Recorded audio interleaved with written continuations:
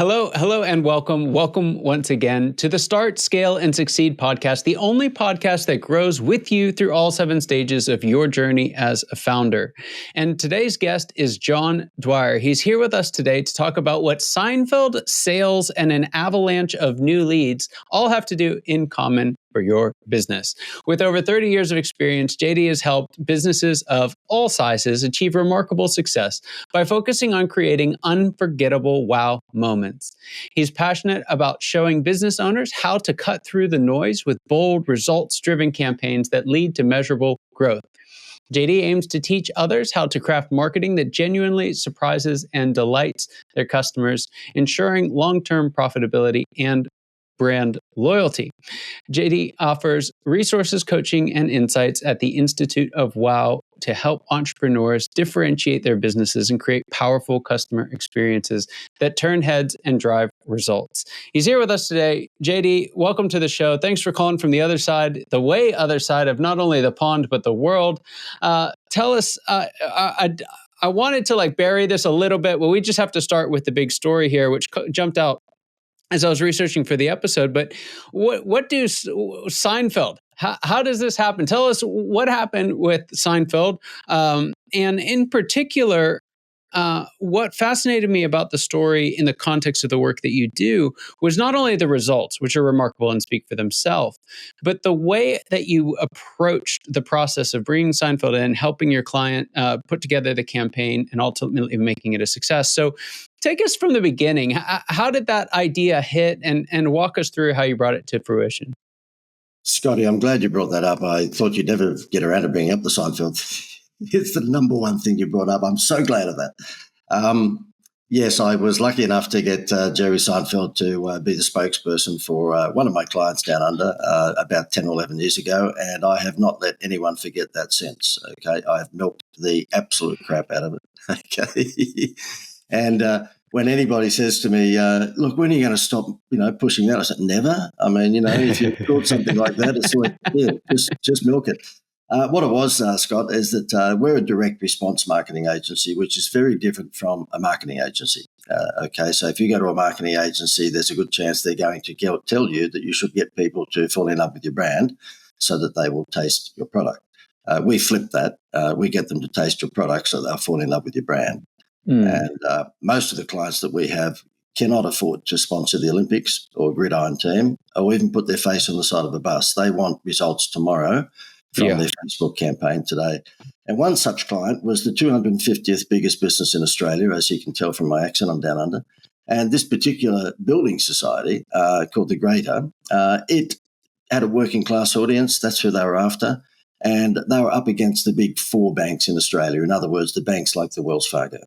And I kept on saying to them, look, you are a challenger brand. You're not going to beat those guys on interest rates. So why don't you do things differently? And as it turned out, we launched a campaign which was get a home loan and get a free vacation. And it went nuts. We basically paid for the vacation by just stopping the honeymoon rate. And Scott, I'm sure that you guys in America have exactly the same thing. When the bank gives you a home loan, they normally give you a break for the first 12 months. They call that a honeymoon rate. And then after they've got you in for 12 months, of course, the interest rate goes back up again. And so all I did is I introduced the bank to a travel company I was doing some advertising for, and it was a wholesale travel company. They gave them cheap vacations. And so therefore, instead of giving that honeymoon rate, they came on television and said, get a home loan and get a free vacation. The thing went nuts, absolute nuts. And about 3 or 4 years into it, we took it to another level because I got Seinfeld to become the spokesperson. And it really, when people say to me, look, why did that happen? I wasn't a fan of Seinfeld. I didn't watch it. I mean, I've seen the show, but I didn't watch it religiously like so many others. But our research told us that if we were looking for a cheeky ambassador, then you could go no further than someone like Jim Carrey or Jerry Seinfeld. And I was hoping that the research would probably give me a name of a lesser-known star in Australia, but no, those names popped up. And so I put it to Jerry's management, a guy called George Shapiro, and after 6 months' worth of backwards and forwards, it wasn't easy. It was harder to get to than the Pope. But after 6 months of going backwards and forwards and flying backwards and forwards to New York, we scored it. And so Jerry came on board to be the spokesman for the bank. And basically he came on television in Australia and said, get a home loan, get a free vacation. And the results were absolutely crazy. And I'm an idiot because I was charging a consultancy fee to the bank instead of a percentage of the increase in the home loans. It's amazing. There's so much about that story that's a blast. The commercials are really funny too. A lot of his best bits are in there. I nerded out on several of them getting ready for this episode. But there's a couple things that stand out to me. One is just that they were big by some standards, but in the game that they were playing, they were the underdog, right? And I think that's so important to what you do with folks. And regardless of how big you are, or how small you are, I should say, there's an advantage that's available to you. There's a message. There's that wow experience that we're going to dive into here in a moment.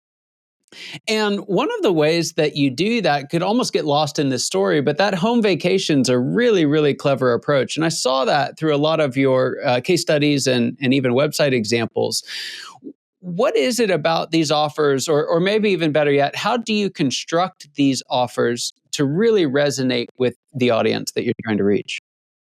Yeah, Scott, it's called message to market match. So I'm a baby boomer. If I was to walk into a menswear shop and buy a sports jacket, something like this, and they offered me a skateboard as a incentive, then they're idiots. I'm not going to be on a skateboard. So therefore, however, if they said to me, "Look, here's a dining voucher," yeah, okay, that would suit my profile. And so it's all about message to market match. And really, having done this for 1,000 years, because I kicked this business off in the 1800s, then really there are only a number of things that are appealing to both sexes and all ages. And number one is vacation. Number two are movie vouchers. Number three is a dining voucher. And outside, and probably number four would be fuel discounts, as in gas discounts at the gas station. We've tried everything else. We've tried microwave ovens, we've tried skateboards and bicycles and all sorts of things. And by far, absolutely by far, the number one incentive to get people off the fence is a vacation. And wow. the thing is that as a result of that being so successful and having Seinfeld means you can't keep it a secret, I was contacted just before COVID by an international travel company, and they've given us access to unsold hotel rooms around the world. So what we do now is that exact promotion that we gave to the Greater Building Society, we now give to businesses in America, Australia, Europe, all sorts of places. And effectively, we give them a voucher for $50, and they use that voucher as it's a 3 to 7 night vacation. Las Vegas, New York, San Diego, Grand Canyon, you name it, all the hotspots, Cancun, Mexico. Basically, that voucher is worth about $1,000 because it's a 3 to 7 night vacation. And they, being business owners, give it to people when they buy their product or service. And that is the Happy Meal toy from heaven. Wow. And what also struck me about it was it didn't have to relate directly to whatever the line of work that you do. I think one, you'll have to correct me on this because I saw a few, but you were giving beers to someone along the way, if I remember that right. What was that story? Yeah, real quick one. It's a turf farm, as in grass. So they're selling grass. The stuff in the front yard and backyard, not the other type. And so I visited them. They'd come to one of my seminars and they said, "Look, can you visit us?" And as it turned out, they were not far away from where I live on the Gold Coast in Australia. So I visited them, and he pointed out he had 2 miles worth of turf grass, okay? And he said, "Look, we've got to move it." But he said, "The trouble is that we charge, let's say, $6 per square metre." He said the guy down the road drops his price to $5.80 per square metre. Then we have to drop to $5.50, and of course the usual race to the bottom. And I said, "Okay, well, who are your target audience?" And he said, "Well, not mum and dads, because they would just buy a front yard's worth of grass or backyard's worth of grass." He said, "Our target audience are landscapers. They'll buy 2 or 3 homes at a time." I said, "Okay, what do you think they like?" Because 99.9% of them are men. And he said, "I don't know. You tell me. You're the marketing guy." And I said, "I reckon they would like prestige beer. They normally drink a working man's beer, but why don't we give them the prestige beer, which in Australia is called Crown Lager. It's the beer that you only drink if you're wearing a suit, right?" And so that's what we did. We put a campaign out, both email and snail mail, because a lot of these guys are not tech savvy. And we just said, "Look, for every home's worth of grass that you buy from our turf farm versus someone else, we will give you a carton of this prestige beer." He rings me up 6 days into the promotion and said, "JD, we have a problem." I said, "Oh, God, here we go, Houston." And I said, "What's the issue?" And he said, "We've got no more grass. We've run out of 2 miles worth of grass because of the offer of the free carton of beer. And I said to him, what? He said, look, I've got one guy who was the biggest pain in the backside on price. He'd always ring me and say, look, I can get it down the road cheaper. He rang me and said, could he get 18 homes worth of grass by Friday? Sorry, 18 homes worth of grass. He said, I don't care when the grass gets here. I need the beer by Friday. I've got a party. That's amazing. So, JD, help us kind of bring this back to some extent back to earth for folks listening. How can they sit down and start to construct their wow approach to marketing? Yeah, look, first of all, to recognize direct response is very different from overall marketing. Okay, so most of the businesses that we have these days on board are doing south of $1 million. There's a few doing 5 and 10 million. I've got one on board doing 23 million, but the vast majority of 96% of businesses in America are doing under $1 million turnover. And so therefore they don't have an advertising agency. They don't have a marketing manager. They're running 9 to 5. In fact, that's silly, probably 9 to 8 at night, just, keeping the head above water. And so therefore what they don't want, what they're not looking for is a brand building campaign. They just don't have the money to keep that going. What they want is to be able to advertise on social media today or television or radio, whatever it might be today, and get a result tomorrow. And the best way to do that is to follow the 5 components of direct response marketing. And they are, number 1, highlight the audience's problem. Number 2, aggravate that problem. Number 3, provide the solution, which is normally buy my product. Number 4, provide proof, which is normally testimonials. And then number 5 is a strong CTA, which is call to action. And if you want to condense that down to 2 things, is problem, solution, marketing.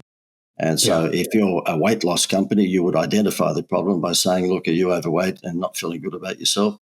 Number 2, you'd aggravate it by saying, look, summer's just around the corner. Don't you want to look good in your swimsuit?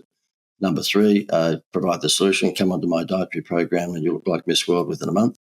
And then number 4, normally testimonials, that's proof. And then number 5, of course, come to jennycraig.com or whatever it might be. So it really is just problem, solution marketing that they need to get into their heads because you haven't got the budget to put a brand campaign out there. Yeah, I love that. And I think the thing that we tend to do is get like 1 or 2 of those pieces, but not all of them. I think we're just running in so many directions. We're trying so many things. So what's your take on where we should be doing this? Should we be doing it everywhere? Should we be doing it on all channels? Or is there a right target or a right way to target our activity? Yeah, I mean, obviously, all of us are looking for as least wastage as possible, and Zuckerberg moves the goalposts just about every week. So therefore, it makes it more difficult for Facebook and Instagram to work as well as it did the week before. Let me give you what I think is a pretty clever hack that we've come up with. And it's that if you're going to be advertising on Facebook, and most small businesses have dabbled in that, then rather than just put your product there as a video or an image and then you've got your copy on top of it, we've got something that we call the Facebook contest formula.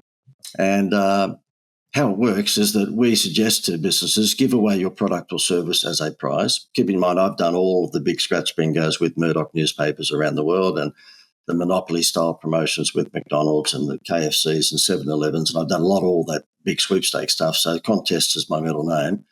And what we suggest to people is that, look, just give away your product or service on Facebook. And so if you're a lawn mowing company, you give away lawn mowing services. If you're selling lounge suite, you give away lounge suite. And what happens is that whoever enters that contest clearly wants your product. And so they've just glowed in the dark as being a warm prospect, not a prospect, a warm prospect. And to give you an idea of how that works, we have a dentist practice just last month. We actually said to him, okay, why don't you give away the Invisalign braces? So for kids these days, they don't want the metal in their teeth, they want the invisible braces. And they're worth about $4,000 or $5,000. They don't cost him that.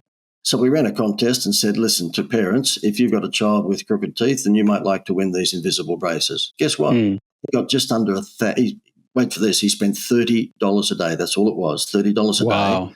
So multiply that by 7 in a week and you've got just over $200 expenditure. He got just under 1,000 entries into that in a week for less than $210, whatever it was. He gave one away, but he's got 999 parents who glowed in the dark and said, my child has crooked teeth. You don't get a warmer list of that. Wow. And so, that's a bit of a hack if people want to consider doing that. You don't need my help. You can do it yourself. Obviously, we do help if people want it. But that idea in itself can be a game changer for any business to attract massive leads for a low cost. That's brilliant. That's brilliant. There's some folks who want to know how they can get in touch with you, and we'll get there in just a second. Before we do, I've got one more question for you, JD, and I ask this of all my guests. What would you say is the biggest secret that you wish wasn't a secret at all? What's that one thing you wish everybody watching or listening today knew? Yep, two things. Biggest secret that most business owners, in my experience, don't use, and that is that they sell on price. You should never, ever sell on price because at the end of the day, the guy down the road is going to beat you pretty easily if it's just price that you're offering. You offer someone an incentive, and that is buy my product and you get a free vacation. He can't copy that in a hurry. He just can't. Or, buy my product, get movie passes. The fact of the matter is they're very, when most business owners went to university or college, they got taught how to be a good technician, whatever that might be, whether it's, landscaping or whether it's a doctor or dentist. No one ever taught them how to attract customers. That's why you'll see a lot of medical centres empty, because they're very, very smart IQ-wise, but no one at the Doctors Institute ever taught them how to get customers, And the other thing that I have to say to you is that if I was, talking on stage, and I do that quite often, just collect data. There's a company out there called Amazon that proves that works. And yet I can tell you, you can go to any restaurant. I'm only picking this industry as an example because it's a classic. You can go to any restaurant in the US tonight and you can spend whatever you like and they'll let you leave and not know who the hell you are. Yeah. It is insane. And, when you say, oh, well, they're small, but no, McDonald's don't collect data. Yeah, they'll have a QR code or an app sitting on their, their counter that if you really work hard, you might be able to leave your name with someone. But, just the crazy part about it is that businesses do not collect data, and the restaurant game and the cafe game is the classic of all time. I was in a restaurant only last night with my wife, and the guy made the mistake of asking what I do for a living, and that's just, my wife just rolls her eyes and goes, oh, no, he's going to tell everyone what to do with their business, And I said that to him. I said, look, we're going to spend $150 here tonight. We're going to get up and leave, and you won't know who we are. And he went, oh, how stupid am I? And so he patted me on the back and said, that's a great idea. Guess what? Do you think he collected our data before we left? And by the way, Scott, just to give you to demonstrate how powerful that is, we have a restaurant in Melbourne, Australia called the Lobster Cave, and it's an upmarket restaurant that nobody leaves, but it's $204 a couple is the average, okay? So it's a reasonably expensive restaurant. And a few years ago, he joined my program, and I said to him, look, stop the $750,000 you're spending on TV and Facebook and everything else, and just give your waitresses 50 cents for every name and contact details that they get. So when there's 4 businessmen having lunch or dinner, the waitress walks up and puts a little bit of paper about the size of an iPhone in front of them, and it just says, win dinner for 10 of your friends at the end of the month. Give us your name and your email and your phone number. It's the phone number we're after. And then of an afternoon at 3 o'clock, when he checks his 150-seat restaurant is only half full, he tells his secretary to send out one of my text messages, and it would say something like, Chef Pierre would like to invite you and your wife to come along tonight for a special lobster tail meal for 2. That's $79, okay? Now, they're not going to leave less than $200. A bottle of water is $25 in this place, right? So I shouldn't say bait and switch. It's a seafood restaurant. But anyway, so therefore that goes out to only probably 500 people on his list. And she comes in 10 minutes later to his office and says, we are all booked out within 10 minutes. And that's the power of having someone's phone number that you can text and offer to them every afternoon and fill your business. Yeah. It's remarkable. JD, there's some folks, this is exactly what they need. They've loved the stories, but they want to know how they can put it to use in their world. They want to know more about the work you do. Where can they find out? No, look, I'm so rich. I have my own private island, Scott, so I don't give out any contact details these days. Oh, I wish that was true. Yes, look, just none of this info at rubbish. Just send me an email, john@theinstituteofwow.com. So my website is The Institute of Wow. That's WOW.com. But if you wanted to have a chat with me about anything, John@theinstituteofwow.com. Fantastic. Head on over to the instituteofwow.com as well. You'll have a great time and you will learn a ton as well. JD, thanks so much for being on the show today. It's just a privilege and honor having you here. I really appreciate it. And for those of you watching and listening, you know your time and attention mean the world to us. I hope you got as much out of this conversation as I know I did, and I cannot wait to see you next time. Take care.